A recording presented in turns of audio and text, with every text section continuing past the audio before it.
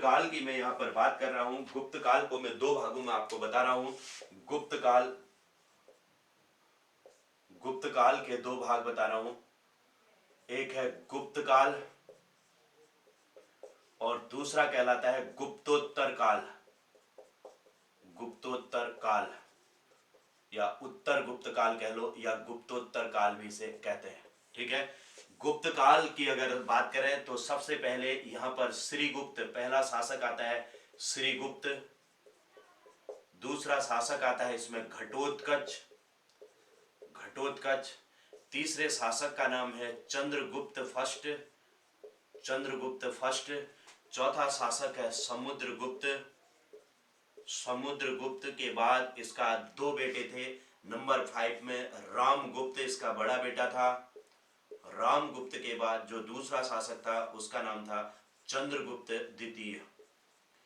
चंद्रगुप्त द्वितीय कहते हैं हम इन्हें, या विक्रमादित्य भी कहते हैं। चंद्रगुप्त विक्रमादित्य या चंद्रगुप्त द्वितीय। ठीक है, तो इतने शासक मुख्य रूप से गुप्त काल के अंतर्गत आते हैं। यार ये लास्ट शासक के बारे में तो ऐसा कुछ नाम आता नहीं है, कनिष्क के बारे में ही आता है। उसके बाद कोई खास ऐसी जानकारी है नहीं। अगर कहीं मिले तो आप लोग शेयर भी कर लेना उसको और देख लेना, चेक कर लेना, है ना। मेरे पास ऐसा कोई नाम नहीं है कि लास्ट शासक कौन था, क्योंकि कनिष्क तक ही हम यहाँ पर पढ़ते हैं। उसके बाद फिर इनका लगभग पतन हो जाता है गुप्त इनका। और यहाँ पर कुमारगुप्त पहला गुप्तोत्तर काल में पहला शासक है कुमारगुप्त।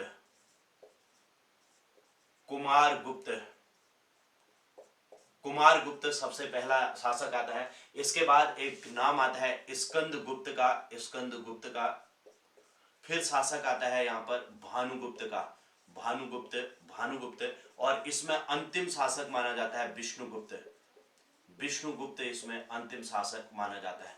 तो इतने शासक इसके अंतर्गत आते हैं, तो इनके नामों की आप लिस्ट बना लें। चलिए, तो इतना अगर लिख लिया है, ये स्ट्रक्चर बना लेना। तो हेडिंग लिखना गुप्त काल। गुप्तों के बारे में एक दो जानकारी मैं आपको बताऊं। गुप्त काल की अगर बात करें तो गुप्त काल में एक दो चीजें यहाँ पर इंपॉर्टेंट है, एक दो बातें यहाँ पर इंपॉर्टेंट है गुप्त काल में। गुप्त काल में सबसे पहले इनका राज चिन्ह क्या था? तो राज चिन्ह गुप्त काल में गरुण था। गरुण इनका राज चिन्ह था, पहली बात। और दूसरी बात, राजभाषा क्या थी इनकी?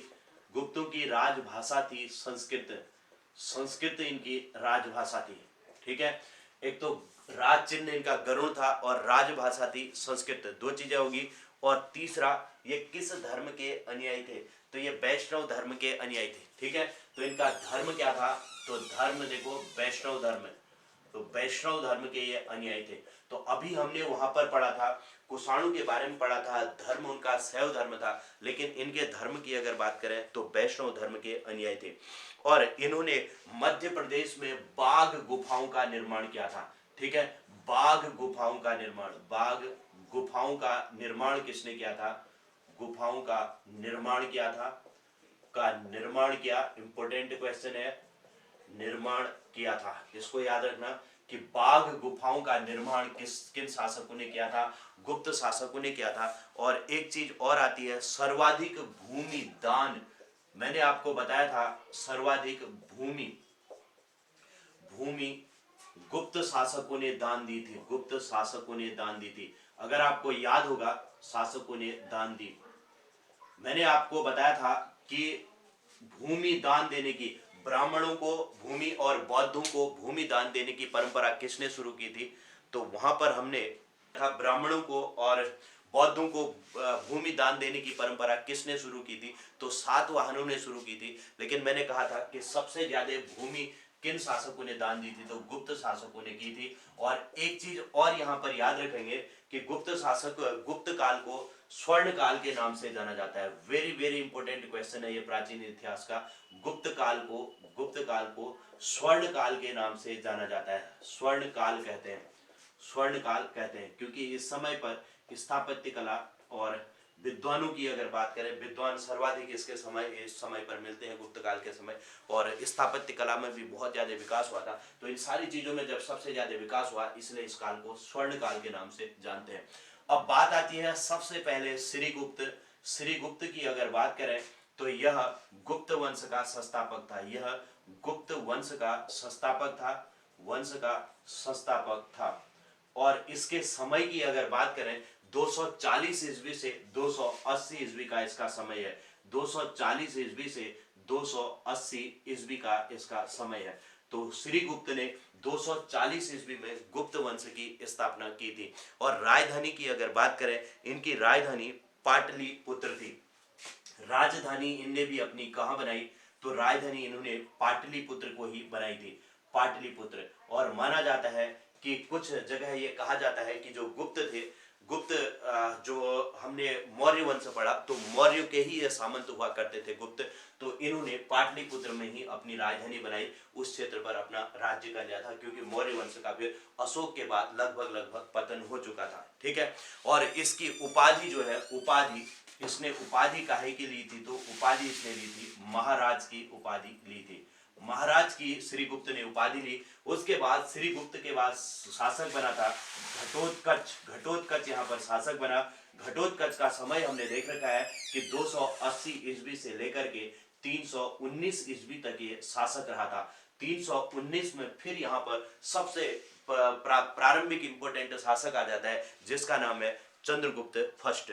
ठीक है। और इसकी एक चीज याद रखना, उपाधि इसने भी काहे की उपाधि ली, तो महाराज की इसने भी उपाधि ली थी। बाकी इसके बारे में कुछ भी ऐसी विशेष जानकारियां कुछ नहीं है।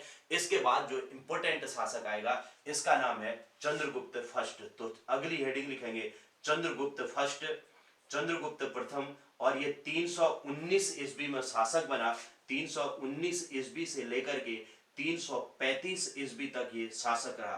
319 ईस्वी से लेकर के 335 ईस्वी तक। और इसे गुप्त वंश का वास्तविक संस्थापक भी इसके लिए एक शब्द प्रयोग किया जाता है। तो इसे चंद्रगुप्त को इसे गुप्त वंश का वास्तविक संस्थापक कहते हैं। गुप्त वंश का वास्तविक संस्थापक कहते हैं, वास्तविक संस्थापक कहते हैं। तो गुप्त वंश का वास्तविक संस्थापक किसे कहते हैं, तो ये याद रखेंगे, चंद्रगुप्त फर्स्ट को गुप्त वंश का वास्तविक संस्थापक कहा जाता है। ठीक है। एक बात तो ये इंपॉर्टेंट है। और दूसरी बात इसके समय पर याद रखना, इसने 319 ईस्वी में शासक बना था। 319 ईस्वी में गुप्त संवत चलाया था। तीसरा संवत पढ़ लो, आज ध्यान रखना, गुप्त संवत चलाया। गुप्त संवत इसने चलाया था। और कितने में चलाया था, 319 ईस्वी में। सबसे पहले हमने जो संवत पढ़ा था आज, उसकी हमने बात की थी, मालव संवत कहते हैं या विक्रम संवत। सबको याद हो गया होगा विक्रम संवत कब चला था, तो 58 ईस्वी पूर्व चला था, ईस्वी पूर्व। और दूसरा संवत हमने देखा शक संवत चला था। शक संवत जो कि कनिष्क ने चलाया, 78 ईस्वी में चलाया। और तीसरे संवत की हम बात कर रहे हैं, ये है गुप्त संवत, और ये चला है 319 ईस्वी में। तो ये तीसरा संवत आज का हम पढ़ रहे हैं, जो कि ये 3 के 3 इंपोर्टेंट रहते हैं। ठीक है। तो 319 ईस्वी में इसने गुप्त संवत चलाया था। एक और फैक्ट इसके बारे में याद रखना, इसकी जो पत्नी थी लिच्छवी राजकुमारी कुमार देवी थी। इसकी पत्नी का नाम याद रखेंगे, इसकी पत्नी का नाम, पत्नी लिच्छवी राजकुमारी, लिच्छवी राजकुमारी, राजकुमारी कुमार देवी थी। कुमार देवी, कुमार देवी इसकी पत्नी का नाम था। तो इसको भी याद रखेंगे, ये फैक्ट भी इंपॉर्टेंट है। और एक और चीज बताऊं, इसकी उपाधि काहे की थी, तो महाराजा धीराज की उपाधि इसने ली थी, महाराजा धीराज। अभी तक हमने देखा था इन दोनों शासकों ने, श्रीगुप्त ने भी महाराज की उपाधि ली और घटोत्कच ने भी महाराज की उपाधि ली। लेकिन जो ये चंद्रगुप्त फर्स्ट है, इसने महाराजा धीराज की उपाधि ली थी। ठीक है। और इसके समय भी, इनके समय भी राजधानी कहाँ थी, तो राजधानी इनकी पाटलिपुत्र, मैंने बताया है, याद रखेंगे पाटलिपुत्र इनकी राजधानी थी। ठीक है, चलिए तो एक बार फिर से देखिए गुप्त काल में हमने क्या क्या देखा। सबसे पहले राज चिन्ह मैंने कहा इनका गरुड़ था, फिर मैंने राज भाषा बताई, संस्कृत दी, धर्म किस धर्म के अनुयायी थे, तो वैष्णव धर्म के अनुयायी थे। बाघ गुफाओं का निर्माण किया था इन्होंने एमपी में किया था, एमपी में, मध्य प्रदेश में, मध्य प्रदेश में बाघ गुफाओं का निर्माण किसने किया, गुप्त शासकों ने किया। सर्वाधिक भूमि किसने दान दी थी, तो गुप्त शासकों ने दान दी थी। और इसके अलावा गुप्त काल को स्वर्ण काल के नाम से जाना जाता है। फिर बात आई सबसे पहले श्रीगुप्त की, 240 ईस्वी से लेकर के 280 ईस्वी तक का इनका समय है और ये गुप्त वंश के संस्थापक थे। राजधानी पाटलिपुत्र बनाई और उपाधि महाराज की थी। दूसरे शासक आए घटोत्कच, 280 ईस्वी से लेकर के 319 ईस्वी तक ये शासक रहे, इनकी उपाधि थी महाराज। तीसरे शासक है चंद्रगुप्त फर्स्ट, 319 ईस्वी से लेकर के 335 ईस्वी तक ये शासक रहे। इसे गुप्त वंश का वास्तविक संस्थापक कहते हैं और 319 ईस्वी में इन्होंने गुप्त संवत चलाया था। इनकी पत्नी लिच्छवी राजकुमारी कुमार देवी थी और इनकी उपाधि है महाराजा धीराज की और राजधानी है इनकी पाटलिपुत्र। तो उम्मीद है यहाँ तक की चीजें आपको क्लियर होगी होंगी। अब जो इंपॉर्टेंट शासक आते हैं इनका नाम है समुद्रगुप्त और फिर चंद्रगुप्त सेकंड। जल्दी से इसको लिख लीजिए और इन दोनों के बारे में भी हम बात करते हैं।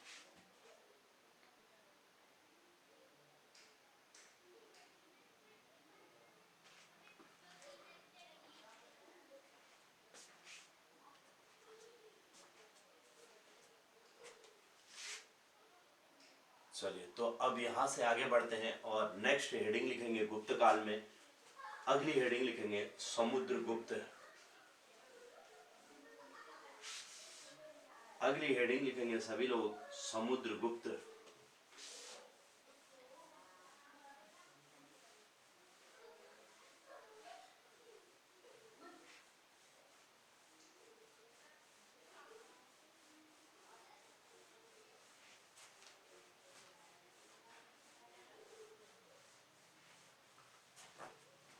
समुद्रगुप्त के 4-5 पॉइंट यहाँ बहुत इंपॉर्टेंट है। समुद्रगुप्त और चंद्रगुप्त सेकंड। समुद्रगुप्त की अगर बात करें, समुद्रगुप्त तो सबसे पहली चीज इनसे संबंधित जानकारी हमें कहां से मिलती है, तो जानकारी इनके सिक्कों से मिलती है। इनके सिक्कों से मिलती है, सिक्कों से मिलती है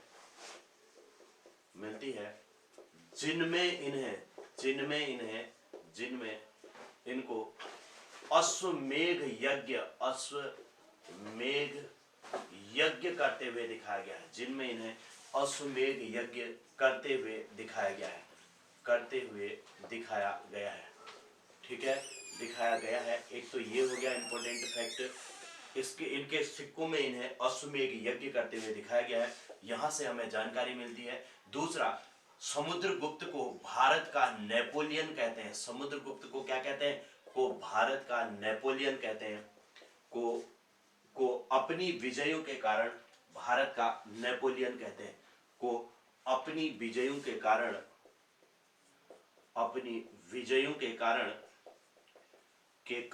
भारत का नेपोलियन कहते हैं। के कारण भारत का नेपोलियन कहते हैं। अपनी विजयों के कारण भारत का नेपोलियन इनको कहा जाता है। ठीक है, समुद्रगुप्त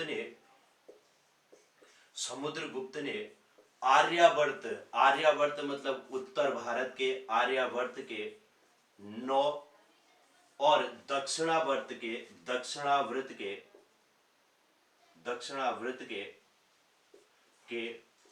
12 शासकों को पराजित किया था। 12 शासकों को पराजित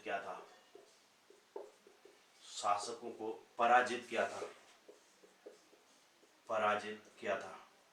तो इसको याद रखना, आर्यावर्त के 9 और दक्षिणावर्त के 12 शासकों को पराजित किया था। ठीक है, समुद्रगुप्त का एक दरबारी कवि था। समुद्रगुप्त के दरबारी कवि ये, अब फिर कह रहा हूं, प्राचीन इतिहास का फिर से एक बहुत इंपॉर्टेंट क्वेश्चन है। समुद्रगुप्त के दरबारी कवि हरिसेन ने, ठीक है, हरिसेन, ये नाम याद रखना। जैसे अभी गुप्त काल को स्वर्ण काल कहा जाता है, वेरी वेरी इंपॉर्टेंट है, ऐसे ही दरबारी कवि का नाम बहुत इंपॉर्टेंट है, इसका नाम है हरिसेन। तो समुद्रगुप्त के दरबारी कवि हरिसेन ने प्रयाग स्तंभ लेख लिखा था, स्तंभ लेख लिखा था।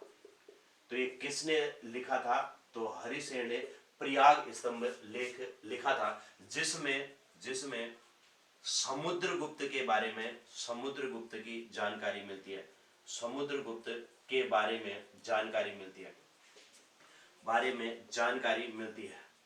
इसमें क्वेश्चन यही पूछा जाता है कि प्रयाग स्तंभ लेख की रचना का लेखक कौन है? तो इसका नाम है हरिसेन। याद रखेंगे, बहुत इंपॉर्टेंट क्वेश्चनों में से एक है। कुछ क्वेश्चन तो ऐसे हैं जो बहुत इंपॉर्टेंट है, आपको याद रखने हैं, उनको मैं टाइम टाइम पर बताते जा रहा हूं, इसलिए आप लोग उनको इंपॉर्टेंट जरूर करके चले। तो समुद्रगुप्त वीणा बजाया करता था, यह संगीत का प्रेमी था, संगीत का प्रेमी था और वीणा बजाया करता था, और वीणा बजाया करता था, वीणा बजाया करता था। इसे कविराज भी कहा जाता है। समुद्रगुप्त को क्या कहते हैं? समुद्रगुप्त को कविराज भी कहते हैं, कविराज भी कहा जाता है। तो ये है समुद्रगुप्त के बारे में जानकारी। और ये किस धर्म, तो आपने देख ही लिया है ये किस धर्म को मानते थे, तो ये सब वैष्णव धर्म के अनुयायी थे। ठीक है, चलिए, तो इसको आप लोग क्लियर करके चलें। और इसके साथ ही हमारा ये भी क्लियर हो गया, समुद्रगुप्त भी। और उसके बाद हम यहाँ से आगे बढ़ते हैं और बात करते हैं फिर रामगुप्त की। ठीक है, चलिए जल्दी कंप्लीट करें सभी लोग। अब देखो, यहां पर हम बात करते हैं रामगुप्त और चंद्रगुप्त द्वितीय की। सबसे पहले मैं थोड़ा सा रामगुप्त की चर्चा करता हूं। कई जगह रामगुप्त के बारे में कुछ दिया नहीं होता, लेकिन रामगुप्त का भी वर्णन मिलता है यहाँ पर इतिहास में। कैसे मिलता है? देखो, समुद्रगुप्त का बड़ा बेटा था रामगुप्त। तो समुद्रगुप्त की मृत्यु के बाद इसका जो समय होता है 335-34 ईस्वी तक वहां पर था, और ये 375 तक, 335 से लेकर के 375 तक उनका समय था, जो हमने देखा था समुद्रगुप्त के बारे में। और रामगुप्त बनता है 375 ईस्वी में, शासक बनता है। कितने में? 375 ईस्वी से लेकर के 375 तक ही रहता है। ये होता क्या है, देखो, ये रामगुप्त शासक बनता है, बड़ा पुत्र होता है, और इसकी पत्नी का नाम था ध्रुव देवी। रामगुप्त की पत्नी थी, रामगुप्त की पत्नी का नाम था पत्नी ध्रुव देवी, ध्रुव देवी थी।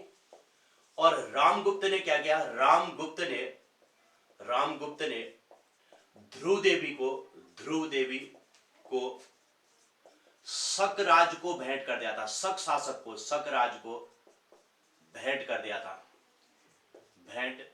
दिया था।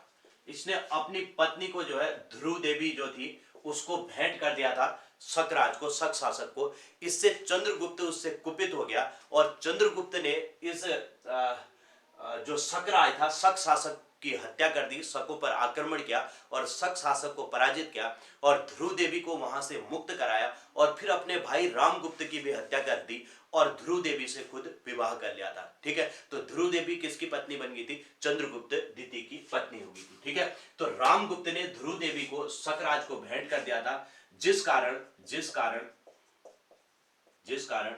चंद्रगुप्त द्वितीय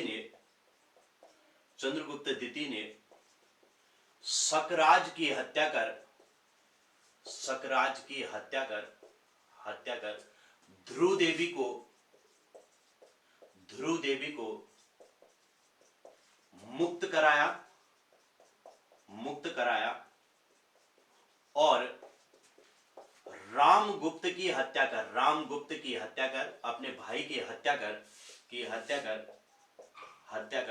ध्रुव देवी से विवाह कर लिया,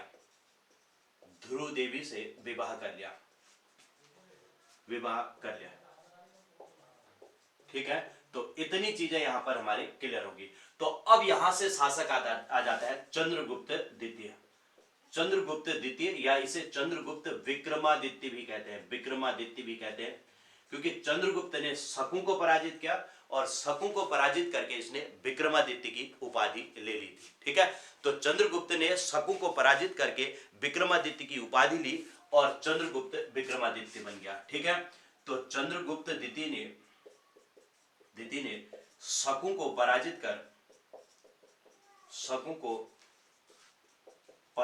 कर चांदी के सिक्के चलाए थे। ध्यान रखेंगे, चांदी के सिक्के रूपक चलाए थे। रूपक इंपोर्टेंट क्वेश्चन है ये भी, रूपक चलाए थे। पूछा जाता है गुप्त काल में चांदी के सिक्के क्या कहलाते थे, तो गुप्त काल में जो चांदी के सिक्के थे उन्हें रूपक कहा जाता था, जबकि जो सोने की मुद्रा इसने चलाई थी उसे दीनार कहा जाता है। ठीक है, तो चंद्रगुप्त द्वितीय ने शकु को पराजित कर चांदी के सिक्के रूपक चलाए और विक्रमादित्य की भी उपाधि ली। ठीक है, और विक्रमादित्य की उपाधि ली थी। विक्रमादित्य की उपाधि ली थी। ठीक है, और क्या बन गई है, चंद्रगुप्त विक्रमादित्य। इसके अलावा देखो चंद्रगुप्त ने स्वर्ण मुद्रा दीनार चलाई थी। दीनार चलाई थी। सोने की मुद्रा क्या चलाई थी, दीनार चलाई थी। क्लियर, तो ये तो विक्रमादित्य की उपाधि ली, चांदी के सिक्के रूपक चलाए और सोने की मुद्रा क्या चलाई, दीनार चलाई। क्लियर हो गया। अब इसके अतिरिक्त देखो चंद्रगुप्त से संबंधित अब एक अभिलेख आता है, इसे हम कहते हैं मेहरौली स्तंभ लेख। मेहरौली स्तंभ लेख का संबंध पूछा जाता है किस शासक से है, मेहरौली दिल्ली वाला जो है, मेहरौली स्तंभ लेख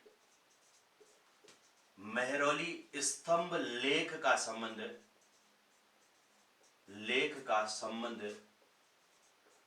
चंद्रगुप्त द्वितीय से है। ये सीधा क्वेश्चन पूछा जाता है कि मेहरौली स्तंभ लेख का संबंध किस शासक से है, तो चंद्रगुप्त द्वितीय से या चंद्रगुप्त विक्रमादित्य से। ठीक, इसके अलावा देखो चंद्रगुप्त के दरबार में चीनी यात्री, बताइए कौन सा चीनी यात्री आया था। चंद्रगुप्त के दरबार में चीनी यात्री, कौन सा चीनी यात्री आया था, बताओ जल्दी। चीनी यात्री बताइए, कौन आंसर कर रहा है।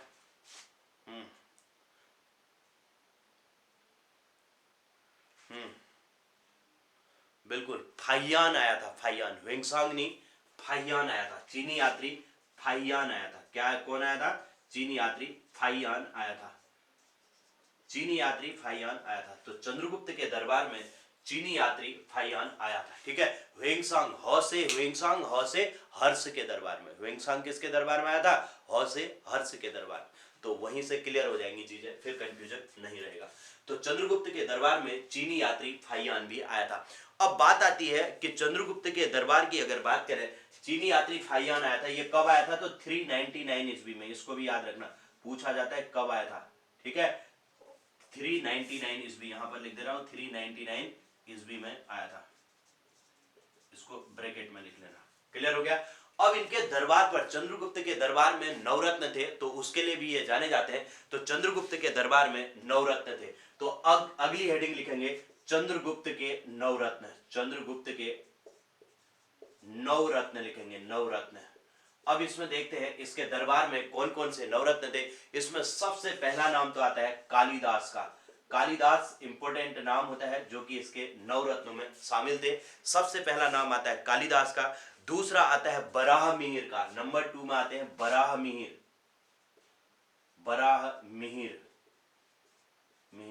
तीसरा अमर सिंह, एक नाम आता है अमर सिंह, और एक नाम आता है छपड़क का नाम आता है, छपड़क। ये भी चंद्रगुप्त के दरबार में थे। कालिदास, बराहमिहिर, अमर सिंह, छपड़क, शंकु, बेताल, शंकु और बेताल भट्ट। नंबर 6 में आ जाते हैं बेताल भट्ट। बेताल भट्ट भी इनके दरबार में थे, ये भी इनके नवरत्नों में थे। और इसके अतिरिक्त घटकर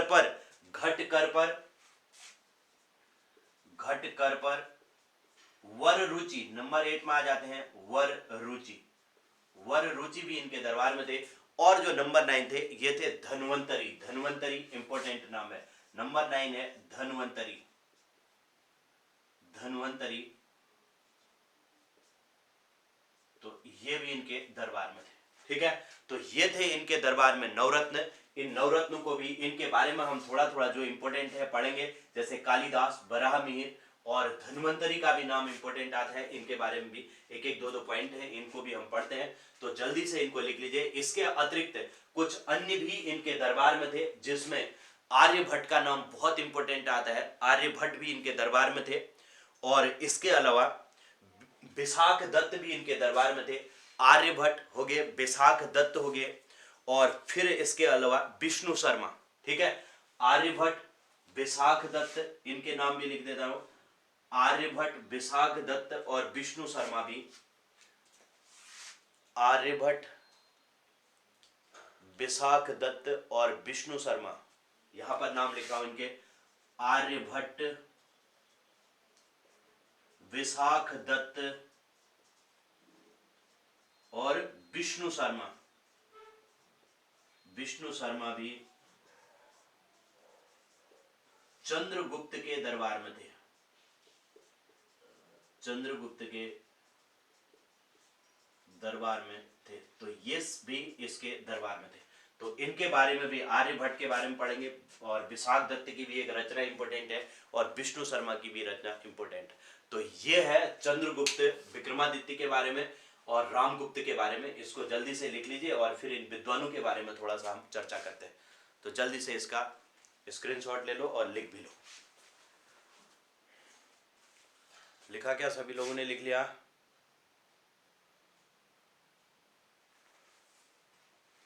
नंबर 6 है बेताल भट्ट। नंबर 6 बेताल भट्ट। नंबर 7 घट करपर। घट करपर।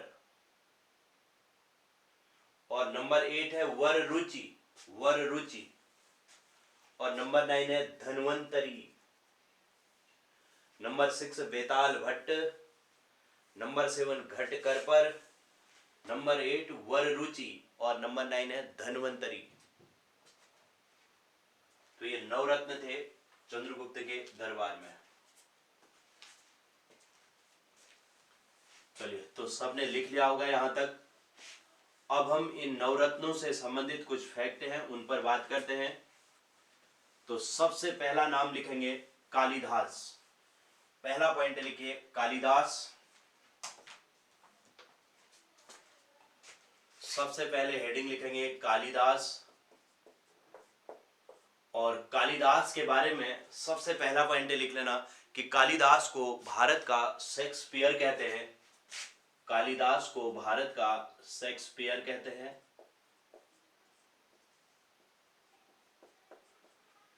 और इनकी रचना लिख लेना। रचना अभिज्ञान शाकुंतलम। अभिज्ञान शाकुंतलम, मालविकाग्निमित्रम।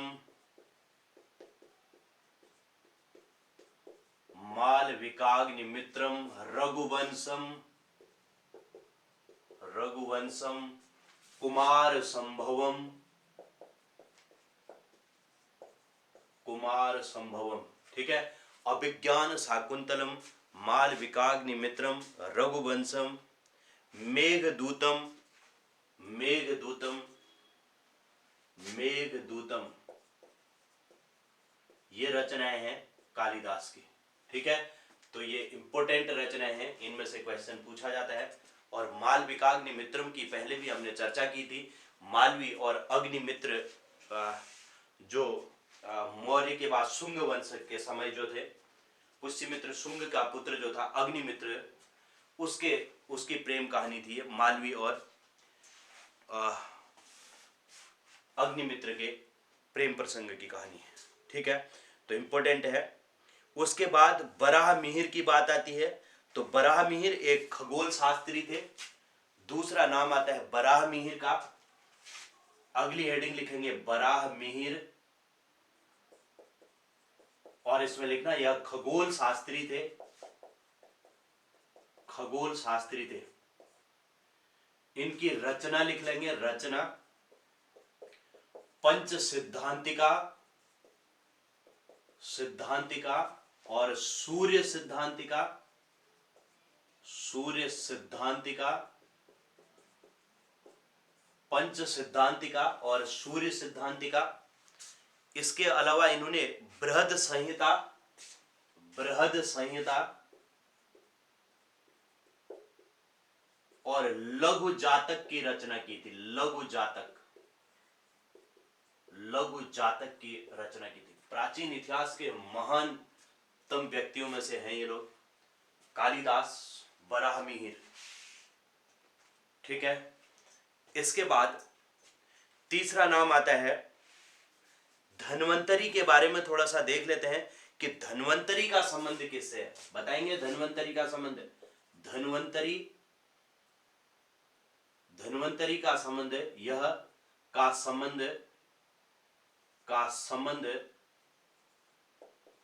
चिकित्सा से है। धन्वंतरी कौन थे? चिकित्सक थे, चिकित्सा से।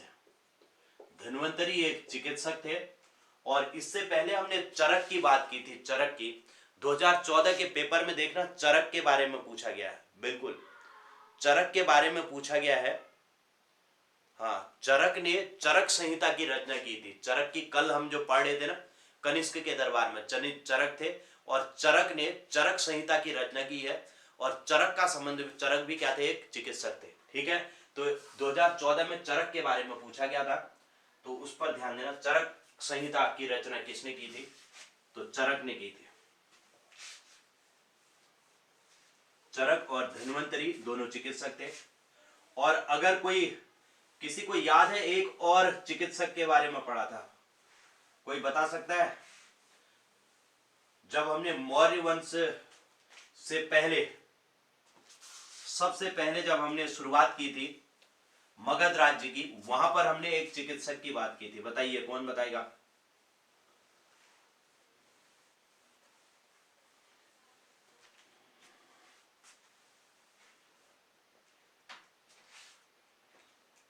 बता रहा है कोई? बिल्कुल सही है, जीवक। जीवक की बात थी, बिल्कुल जीवक के बारे में हमने पढ़ा था। और जीवक किसके दरबार में थे? बताइए। तीन नाम आगे, जीवक आगे, चरक आगे और धन्वंतरी। जीवक किसके दरबार में थे? बताइए। जीवक किसके दरबार में थे? बताओ।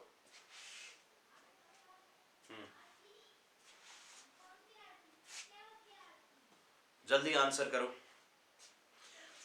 अब बात करते हैं, नेक्स्ट नाम आता है किसका? आर्यभट्ट का। आर्यभट्ट, अगला नाम लिखेंगे आर्यभट्ट। और आर्यभट्ट एक खगोल शास्त्री थे। क्या थे यह? खगोल शास्त्री थे। और इनकी रचना है, रचना इनकी है आर्यभटीय। आर्यभटीय, ठीक है, आर्यभटीय इनकी रचना है। ठीक। अरे घनानंद कहां से आ गया शंकर जी? बिंबिसार, बिल्कुल सही है, बिंबिसार के दरबार में थे। बिंबिसार के दरबार में थे। ठीक है, किसके दरबार में थे जीवक? बिंबिसार के दरबार में थे। ठीक है, तो इनको याद रखना। रचना आर्यभट्ट की रचना है आर्यभटीय। और इसके बाद अगला जो नाम आता है, लास्ट नाम हमने लिखा था विष्णु शर्मा का। विष्णु शर्मा और विशाख दत्त, दो और है। एक विशाख दत्त के बारे में हमने लिखा था, तो इस नाम को भी लिख लेना। अगला विशाख दत्त लिखा गया? अभी नहीं लिखा ना, विशाख दत्त। अगला नाम लिखेंगे विशाख दत्त का। ठीक है, और विशाख दत्त की रचना बहुत इंपॉर्टेंट है। इन्होंने एक तो मुद्रा राक्षस की रचना की थी, रचना है मुद्रा राक्षस। और एक रचना है देवी चंद्रगुप्तम। देवी चंद्रगुप्तम की रचना की। मुद्रा राक्षस और देवी चंद्रगुप्तम की रचना की। उसके बाद अगला नाम आता है विष्णु शर्मा। विष्णु शर्मा ने किसकी रचना की? तो इनकी रचना का नाम है पंचतंत्र। पंचतंत्र की रचना की थी। तो इतने इनके दरबार पर विद्वान थे।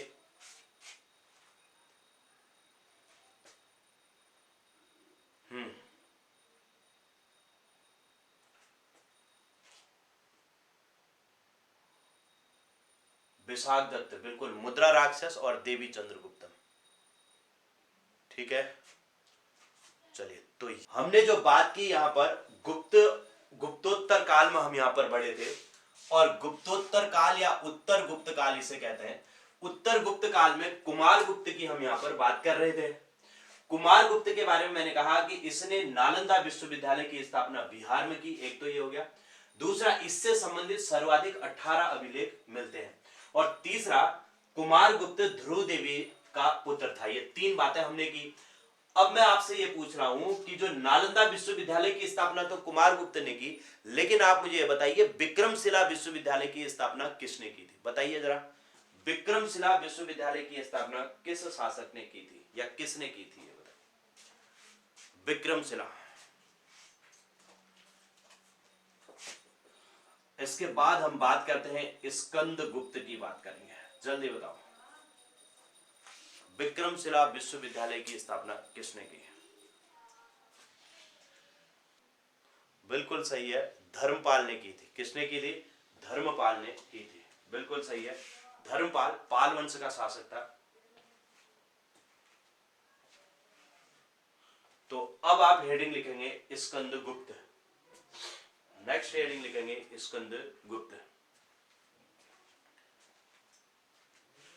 अब देखो, स्कंदगुप्त में ध्यान रखना, इसके समय हूणों के आक्रमण हुए। इसके समय हूण आक्रमण हुए। हूण आक्रमण हुए, परंतु हूणों की पराजय हुई। हूणों की पराजय हुई। एक तो ये हो गया। भारत में सर्वप्रथम हूण आक्रमण किसके समय हुए? तो स्कंदगुप्त के समय। ठीक है, इससे संबंधित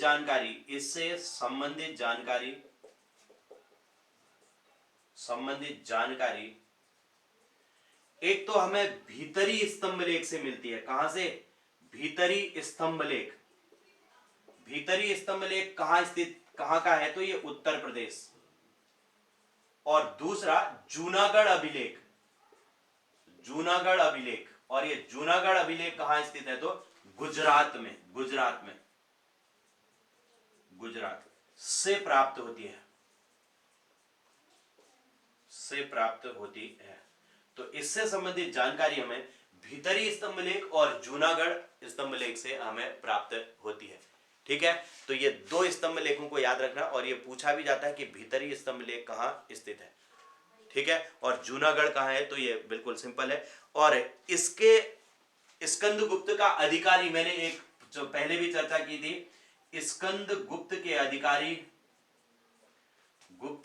अधिकारी पर्णदंत, लिखा है कहीं पर? पर्णदंत के पुत्र का नाम है चक्रपालित। क्या नाम है? चक्रपालित ने क्या किया था? बताइए जरा, बताओ क्या किया था इसने? लिखा रखा है ये पॉइंट मैंने। स्कंदगुप्त के अधिकारी पर्णदंत के पुत्र चक्रपालित ने, बताओ कोई आंसर कर रहा है? चक्रपालित ने, करिए आंसर।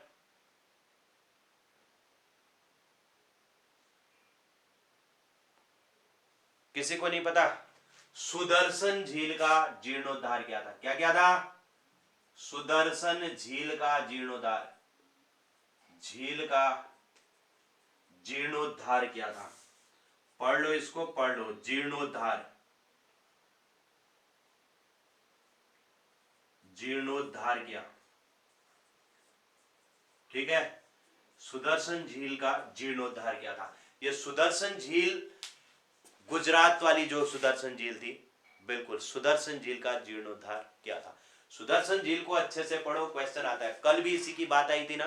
किसके समय पर आई थी? कल किसके समय पर पढ़ा था? एक बार आंसर करो तो। किस शासक के समय पर पढ़ा था कल हमने सुदर्शन झील के बारे में? किस शासक ने किया था सुदर्शन झील का जीर्णोद्धार जो कल पढ़ा था? आंसर करो जल्दी।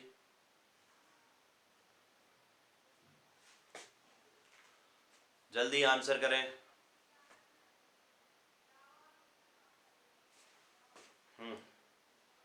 बिल्कुल रुद्रदामन के समय पढ़ा था। किसके समय? रुद्रदामन। रुद्रदामन किस वंश? बिल्कुल शक वंश का शासक। किस वंश का शासक था? शक वंश का सबसे प्रतापी शासक था रुद्रदामन।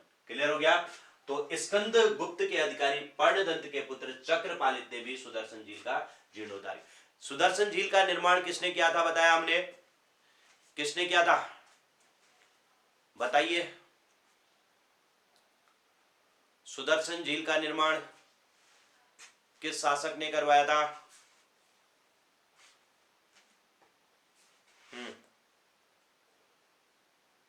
चंद्रगुप्त। चंद्रगुप्त विक्रमादित्य या कौन? फर्स्ट सेकंड या कौन? बिल्कुल चंद्रगुप्त मौर्य ने करवाया था। किसने करवाया था? चंद्रगुप्त मौर्य कहते हैं उन्हें। फर्स्ट सेकंड नहीं होगा, चंद्रगुप्त मौर्य होगा। क्या नाम होगा? चंद्रगुप्त मौर्य कहेंगे, है ना। तो चंद्रगुप्त मौर्य ने इस का निर्माण करवाया था। उसके बाद अशोक के समय उसका जीर्णोद्धार हुआ था और फिर रुद्रदामन ने जीर्णोद्धार किया था और फिर यहां पर स्कंदगुप्त के अधिकारी पर्णदंत के पुत्र चक्रपालित ने भी इसका जीर्णोद्धार किया था। तो बहुत इंपॉर्टेंट झील है सुदर्शन झील, जिस पर आप लोगों ने फोकस करना है। तो कुमारगुप्त भी कंप्लीट और स्कंदगुप्त भी कंप्लीट। अब यहां से अगला नाम आता है भानुगुप्त का। तो नेक्स्ट हेडिंग लिखेंगे आप लोग भानुगुप्त। अगली हेडिंग लिखिए भानुगुप्त। बहुत अच्छे से पढ़ना क्योंकि इंपॉर्टेंट टॉपिक है ये। गुप्त काल प्राचीन इतिहास के इंपॉर्टेंट टॉपिकों में से एक है। कल जो हमने कनिष्क के बारे में पढ़ा था वो भी इंपॉर्टेंट था और ये भी, और फिर आगे हर्ष पढ़ेंगे। हर्ष भी बहुत इंपॉर्टेंट रहेगा, ठीक है। मौर्य वंश इंपॉर्टेंट और गुप्त काल इंपॉर्टेंट, कनिष्क इंपॉर्टेंट, हर्ष इंपॉर्टेंट। इन पर विशेष रूप से फोकस करना है। मैं बिल्कुल एक एक करके क्रम से बता रहा हूं और जो लोग बाद में जोड़ रहे हैं तो स्टार्टिंग से देखना। आप लोग वीडियो शुरू से देख लेना क्योंकि पहली वीडियो से देखोगे और जो लोग बाद में जोड़ रहे हो तो अच्छा है आप लोगों के लिए। और उससे ये होगा कि आपको इतनी सारी वीडियो इकट्ठी मिल जा रही है तो आप दो दो तीन तीन वीडियो भी एक साथ देख सकते हैं, है ना। तो उसमें ऐसी कोई प्रॉब्लम आपको नहीं आएगी और बहुत अच्छे से चीज़ें क्लियर भी हो जाएंगी। कहीं पर कोई दिक्कत आए तो आप लोग मैसेज भी कर सकते हैं और ग्रुप में मेरा नंबर भी है ही। कहीं पर कोई दिक्कत आती है तो छोटी मोटी पूछ लिया करो, ऐसा कोई दिक्कत नहीं, ठीक है। चलिए तो आगे बढ़ते हैं और बात करते हैं अगले शासक की, भानुगुप्त की। भानुगुप्त की बात करते हैं। देखो भानुगुप्त के समय भी हूण आक्रमण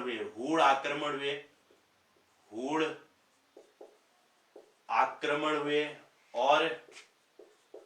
और भानुगुप्त की क्या होगी? पराजय हुई। तो पूछा जाता है कि किस गुप्त शासक के समय हूण शासकों ने यहां पर अधिकार कर लिया था? तो यहां पर बिल्कुल भानुगुप्त के समय, है ना। भानुगुप्त के समय की ही ये बात होती है। तो हूणों से लड़ता हुआ होता क्या है? देखो भानुगुप्त का मित्र था गोपराज। भानुगुप्त का मित्र कौन था? भानुगुप्त का मित्र गोपराज। हूणों से लड़ता हुआ मारा गया था और उसकी पत्नी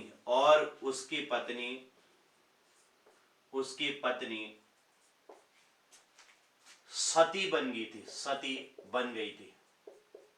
और उसकी पत्नी सती बन गई थी। यहीं से भारत में सती प्रथा का प्रारंभ माना जाता है। सती प्रथा का प्रारंभ माना जाता है। तो भारत में सती प्रथा का प्रारंभ जो है इसी भानुगुप्त के समय से माना जाता है, क्योंकि भानुगुप्त के समय हूण आक्रमण हुए और भानुगुप्त की पराजय हुई। भानुगुप्त का मित्र था गोपराज, वह हूणों से लड़ता हुआ मारा गया था और उसकी पत्नी सती बनकर जल मरी थी, और यहीं से भारत में सती प्रथा का प्रारंभ माना जाता है। क्लियर? तो ये भी हमारा क्लियर हो गया। और यहां से एक और पॉइंट आता है, इसके समय का एक अभिलेख है, इसका नाम है ऐरण अभिलेख। अभी हमने भीतरी स्तंभ लेख और जूनागढ़ की बात की थी, और यहां पर आता है ऐरण अभिलेख। ऐरण अभिलेख कहां स्थित है? ऐरण अभिलेख मध्य प्रदेश का संबंध भी भानुगुप्त से है। ठीक है, ये अभिलेख जो है भानुगुप्त से संबंधित है।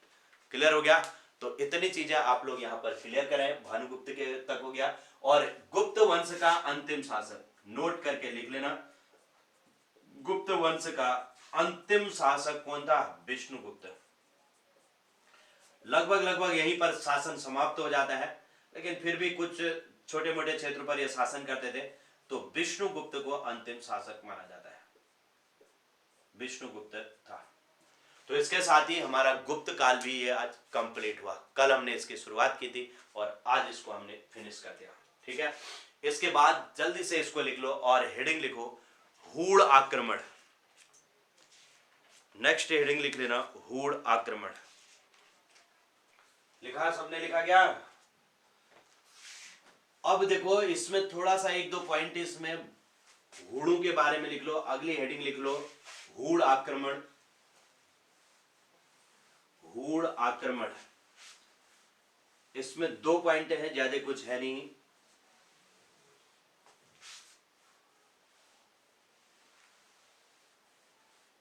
अब ये हूण किस कबीले के थे मैंने कल ही बताया था, जब कुषाण बताए थे उधर ही पर मैंने इनकी चर्चा भी की थी। तो हूण आक्रमण, पहली बात, हूण मध्य एशिया के हिगनू कबीले के थे। हिगनू कबीले के थे, मध्य एशिया के हिगनू कबीले के थे। और यहां पर ध्यान रखना, 510 ईस्वी में हूणों ने भानुगुप्त को पराजित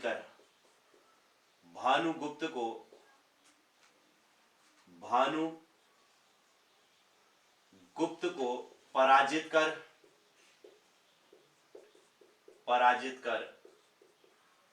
भारत में अधिकार किया था।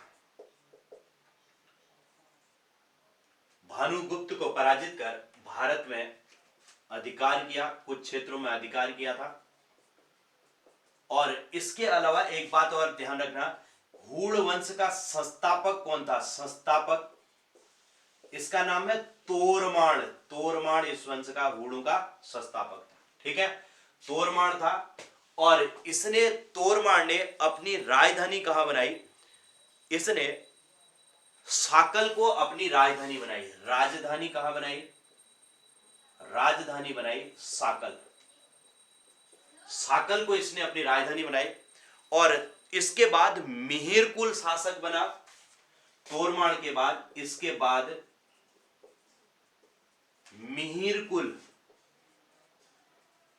मिहिरकुल शासक बना। और इसने अपनी राजधानी सियालकोट को बनाया था। सियालकोट को बनाया। ठीक है, अब इसमें एक बात ध्यान रखना, हूण शैव धर्म के अनुयायी थे।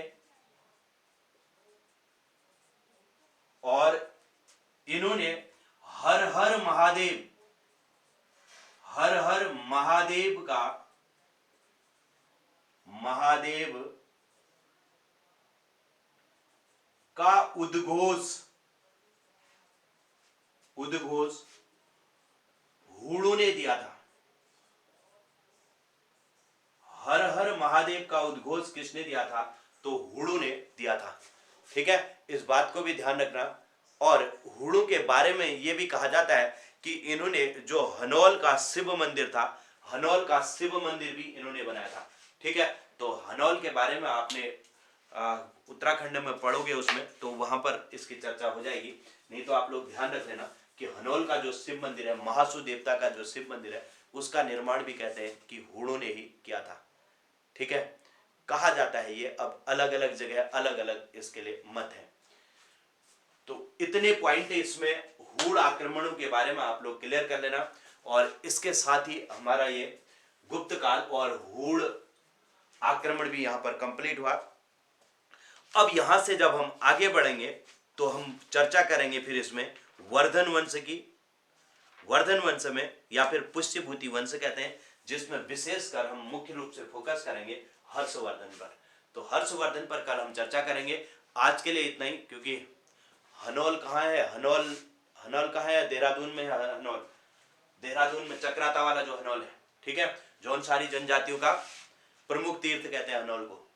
जौनसारी जनजाति पढ़ोगे तो वहां पर आ जाएगा हनौल। ठीक है, महासु देवता का शिव मंदिर, वहां उनका प्रमुख तीर्थ है जौनसार। हाँ, ठीक है, चलिए तो अभी के लिए इतना ही करते हैं, क्योंकि अब हो ही गया टाइम, लगभग 6:45 हो गया है आपका। अगली क्लास का टाइम भी हो गया, अब उसको शुरू करने तक फिर हमारा टाइम भी अब हो जाता है। तो आज के लिए इतना ही। कल इसमें हम आगे बढ़ेंगे, पुष्यभूति वंश या फिर वर्धन वंश कल उसमें शुरू करते हैं। ठीक है, जिसमें विशेषकर से हर्षवर्धन पर हम फोकस करेंगे। तो आज के लिए इतना ही, मिलते हैं कल। बहुत बहुत धन्यवाद सभी का।